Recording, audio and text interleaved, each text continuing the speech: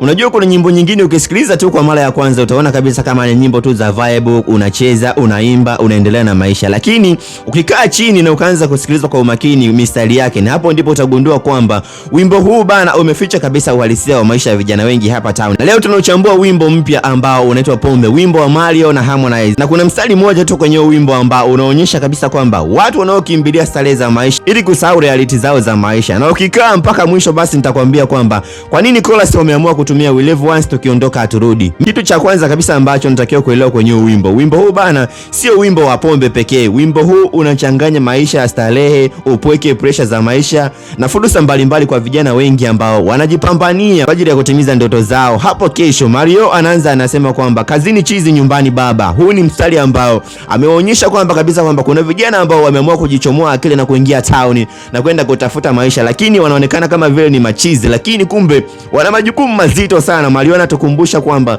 kwa vijana bana wanatakiwa kuheshimiwa, kwa wale vijana ambao wanapambana ili kufikisha ndoto zao. Lakini kuna kitu kingine ambacho natakiwa kielewe kwenye huu wimbo. Mario anatukumbusha kwamba wangapi wametupenda lakini wameondoka na hawajawahi kurudi tena. Ndio maana anasema kwamba we live once tukiondoka haturudi. Na huu sio mstari wa kawaida kabisa. Mario hapa anaonyesha kwamba reality ya maisha au kweli wa maisha ambayo tunaishi nayo ya kila siku, kwamba kuna watu ambao tulipendana sana lakini leo hii hawapo bana, wako na maisha mengine. Kuna wengine ambao wamefariki, kuna wengine ambao tumepotezana tu bila kujua kwamba mshikaji wangu yuko wapi. Hapo ndipo Mario anatuonyesha kwamba huu wimbo bana sio wa kulewa tu, ni wimbo ambao unaonyesha kabisa kwamba reality ya maisha, ukweli wa maisha. Na hii hapa sehemu ya pili ambayo ameimba mtu mzima Harmonize, ameingia na energy ya juu kabisa, energy ya usiku kabisa, ambapo Harmonize ameingia akasema kwamba pufu mbili tu makeup imemtoka. Na huo sio mstari ambao ni wa kizembezembe. Makeup ikitoka bana, ule urembo wote wa nje unapotea, reality inaanza kuonekana. Halafu anasema kwamba kalewa kazima, wenzake wote wameondoka. Hii ni picha halisi ya maisha ya klabu.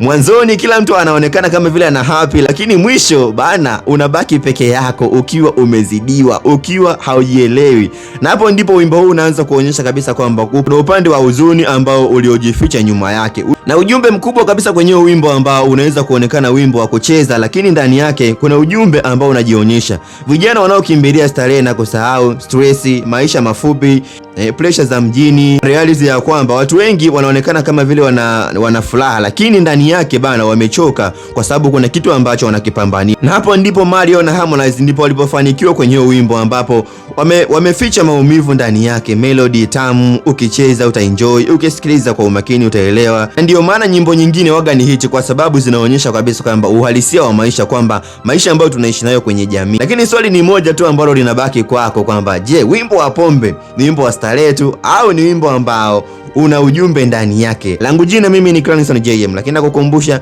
gusa neno subscribe ili uweze kuwa mtu wa kwanza kabisa kupata zile story ambazo zitakuwa zinaendelea kwenye mitandao ya kijamii.